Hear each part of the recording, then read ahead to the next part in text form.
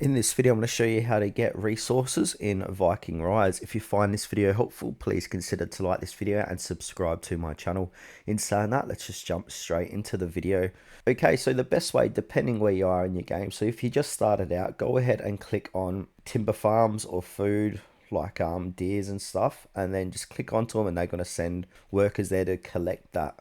So you got to start around your base, and then as you increase your chief full levels and you start clearing things, you got to expand your reach. So at the moment I'm at chief full level 4, and now to get more timber on my game, I can go ahead and click onto that, and here it is here. But in order to collect the timber, I need to clear the monsters occupying that timber space, so I need to send troops to go ahead and attack.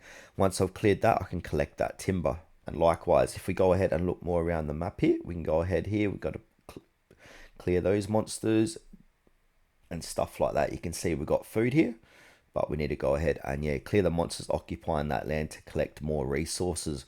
So yeah, as you can see, I've basically collected all the resources in my base at the moment, so there's nothing I can really get here, so I can't click on that stone.